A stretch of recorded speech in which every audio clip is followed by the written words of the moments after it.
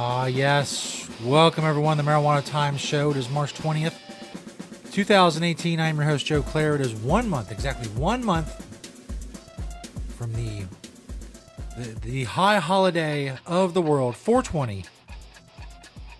Just 1 month away. Just start making your 420 plans now. What will I be doing on 420? Well, you're looking at it. This is it. I'll be bringing you news like I do every single weekday. Is 420 a weekday? I have no idea. If it's a weekend, then I won't be here. But if it's a weekday, I will be here. That I can guarantee to you. Give my word. Welcome, everyone, as I said, to the Marijuana Times Show. You can find every episode of this show at marijuanatimes.org. You also search Facebook and YouTube for the Marijuana Times. If you have Apple Podcasts and you want the audio-only version of the show, search the Marijuana Times. On Apple Podcasts, get the show on the go, as they say. Today we're talking about a few things, as always. How Portugal is winning the war on drugs. If you don't know the story of Portugal, it's very, very interesting. We'll get into that momentarily. Also, a judge in Arkansas is delaying medical marijuana and the advancement of the medical marijuana program there. We will explain why and tell you what's going on. And also, a lot of dispensaries, unlicensed, unregulated dispensaries, are being shut down in Michigan. Talk about all that. But of course, first we start with the fact that the Marijuana Times Show is brought to you by NatureSideCannabis.com. Go safe and poison-free with Natureside Cannabis and their line of organic, all-natural pesticides. If you're a cannabis cultivator, you don't want to use harmful chemicals on your grow to control pests, and you want to be regulatory compliant. Most states that have legal cannabis cultivation have some sort of rules regarding pesticide use. You do not want to run afoul of those rules. So for all of those reasons, they're very good reasons, go check out NatureSideCannabis.com. Site is spelled C-I-D-E. They are a proud sponsor of the Marijuana Times Show. NatureSideCannabis.com. Go check them out. This first story comes from yours truly over at MarijuanaTimes.org. Portugal is winning the war on drugs. Now, if you don't know the story of Portugal, it's quite interesting. I remember when I first got on MySpace. That's right, I'm dating myself. MySpace in 2006. I really wasn't a cannabis activist. I didn't know much about it. I used cannabis, but I really didn't know much about it. I didn't know much about the laws other than it was illegal, so don't get caught with it. But other than that, I didn't know much. So I got on MySpace. I started learning things. And one of the first things I learned was the fact that Portugal had decriminalized all drugs in 2001. That blew my mind. I found that out 12 years ago. I still remember it blowing my mind. I hadn't heard anything about it for the 5 years that it happened. But one of the first things I learned about drug policy in the world was that Portugal had decriminalized all drugs, which was, it still sounds nuts today. Imagine how nuts it sounded in 2006. Because it's not like a bunch of countries have been following in their footsteps since then. Portugal pretty much stands alone when it comes to the scope of this experiment, whatever you want to call it. So it's been 17 years, roughly, since Portugal decriminalized all drugs. And obviously, both sides of the issue, those are against prohibition, those are for prohibition, are very interested to find out how it's been going and what's been going on. Now, it's such a big deal. The Drug Policy Alliance, as we speak, has a delegation of about 70 people in Portugal learning about what's happened since they decriminalized drugs. Over 70 participants from New York, Chicago, Los Angeles, San Francisco, North Carolina, and other cities across the country, including representatives of more than 35 organizations and several media outlets that have been dedicated to covering the drug war and mass incarceration. All of those people, drug war victims, activists, they're all in Portugal right now, checking it out. Also, Portugal's prime minister, who was the prime minister at the time, is now the Secretary General of the UN. Just recently, he was in a speech. He talked about the war on drugs and how proud he was of decriminalization. He said current efforts have fallen short of the goal to eliminate the illicit drug markets. His name is Antonio Guterres. He said we can promote efforts to stop organized crime while protecting human rights, enabling development, and ensuring rights-based treatment and support. I am particularly proud of the results of the reforms I introduced in Portugal when I was Prime Minister almost 20 years ago. And by now you're saying, hey, what are the results? Just tell us already. as was known in the broadcast profession, it's a tease. So just stick around to find out the answer. According to the New York Times, in a story they wrote last year, said Portugal, quote, Portugal may be warning the war on drugs by ending it. Today, the health ministry estimates that only about 25,000 Portuguese use heroin, down from 100,000 when the policy began. The number of Portuguese dying from overdoses plunged more than 85% before rising a bit in the aftermath of the European economic crisis of recent years. Even so, Portugal's drug mortality rate is the lowest in Western Europe, 1/10 the rate of Britain or Denmark, and about 1/50th of the latest number for the U.S. They've also seen a decrease in HIV-related incidents because of less sharing of needles and all that. And also a massive increase in people seeking treatment for drug addiction. Basically, they're treating it like a public health issue instead of a criminal issue. And they have seen amazing results. And you can go look up all kinds of stuff on Google. I mean, this is just the tip of the iceberg, what I'm talking about here. And this article is, of course, like all of the articles I talk about, is linked in the description of this video.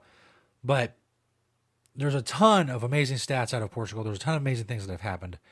And the fact that it hasn't caught on yet in the rest of the world, I mean, the all drug thing, marijuana is starting to, but it's just, it's such a big leap for people to go from, hey, marijuana should be legal to all drugs should be decriminalized.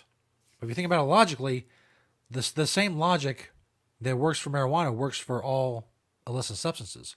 Prohibition doesn't work. Treating it as a public health issue instead of a criminal issue works much better. And Portugal is proof. Now, critics may say, oh, well, that's just a coincidence.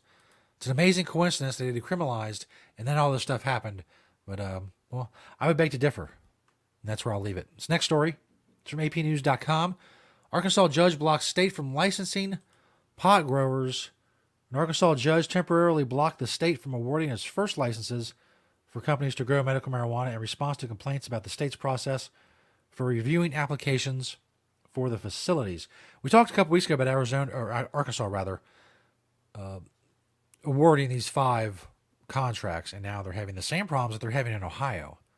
If you followed what we've been talking about with Ohio over the last several weeks, it's basically the same pattern. People have a problem with the way the applications were scored, so they're raising a ruckus, and everybody's mad at each other, and they say, well, you're not doing this right, and they say, yes, we are doing this right, and it's all being delayed in Ohio as it is about to be in Arkansas. Well, it is being delayed.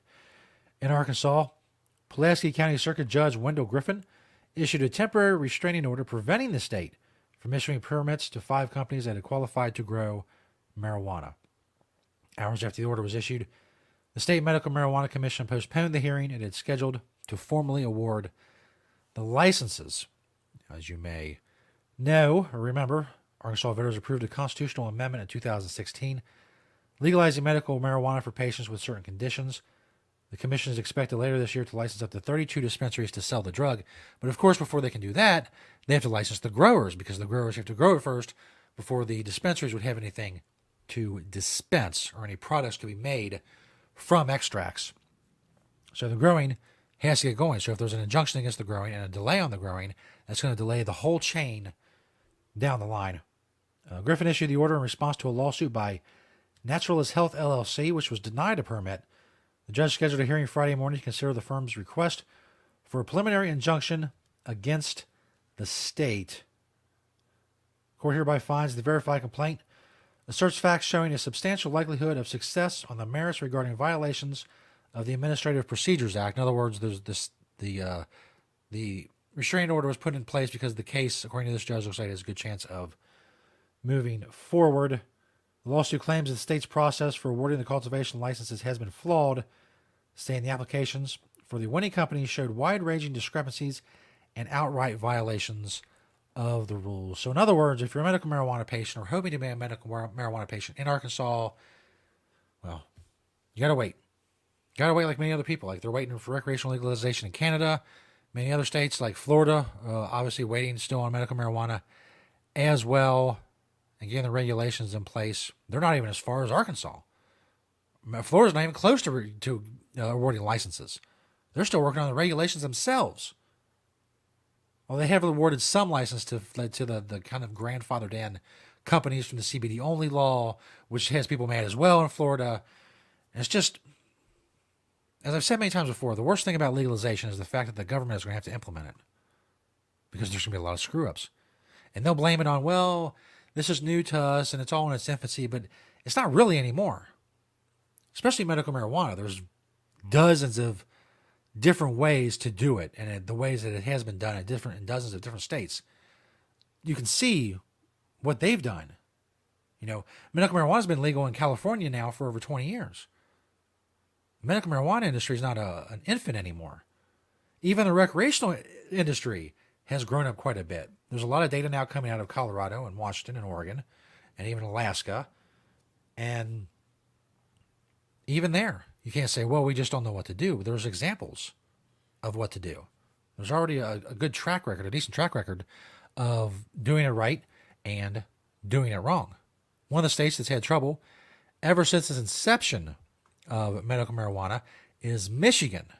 Since the medical marijuana was passed there, there's been constant clash between law enforcement and medical marijuana patients and caregivers. And now that Michigan is kind of cracking down and getting the regulations together and getting licensing together for dispensaries, the unlicensed ones are getting shut down.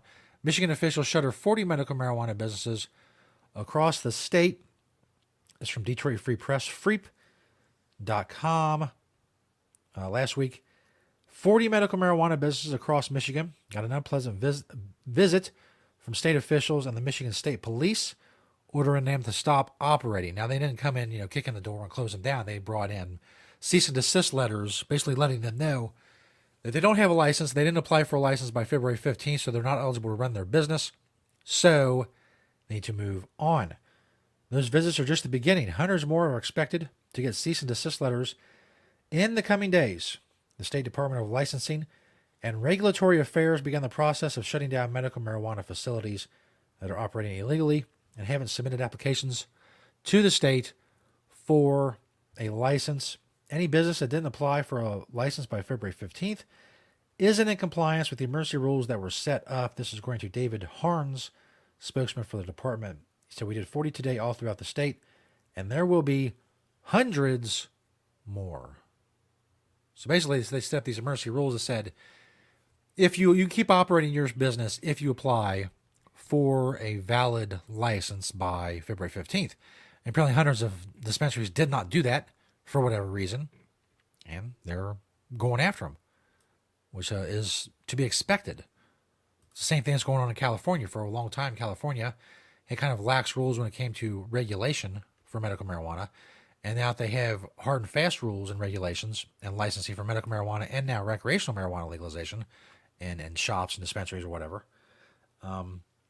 The ones that aren't licensed, well, they're bringing the hammer down.